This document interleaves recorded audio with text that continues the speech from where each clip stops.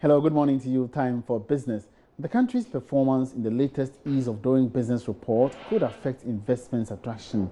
That's according to the World Bank. Now, there's more in the following Business Desk report. The warning was contained in an email sent to Joy Business from the World Bank Group in Washington after a set of questions were sent to the group for some clarity on the rankings and impact on Ghana. According to the senior private sector development specialist with the bank, Valentina Sultane, since most investors took into consideration the rankings when making investment decisions, there is the likelihood that foreign direct investment into Ghana would suffer. The bank also challenged Ghana to use the findings to influence any reforms being implemented by government. Madame Sultane also adds that government should look beyond areas identified in the report and work on other sectors that could improve the country's competitiveness and economic growth.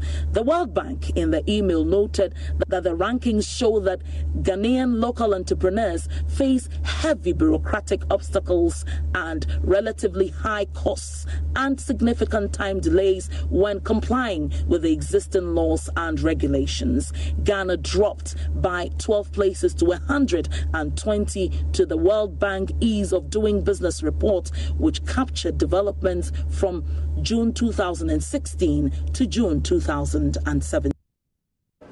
And the Minister of Finance, Ken Ofori-Atta, says non-payment of taxes in the oil and gas sector continues to cost the country huge loss of revenue.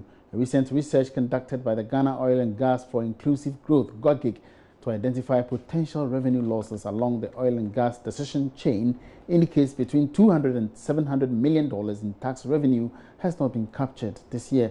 The minister explains is due to lack of knowledge on the part of government's systemic failure to effectively manage tax issues. The minister was speaking in an interview after the inauguration of a 10-member multi-agency petroleum revenue collection committee to address challenges associated with tax revenue losses. The research in itself indicates that there may be as much as between $200 and $700 million that we may not be capturing. And I think if we are able to do that, it would ensure that we are competitive in terms of our taxation policy, at the same time get the type of revenue we need. If in future it has to come to that.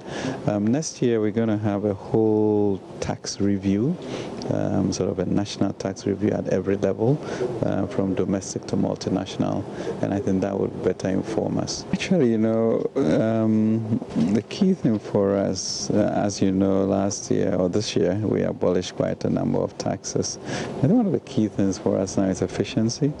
And how do we ensure that at the very least we are getting what we are supposed to get before then determining whether to raise taxes or not.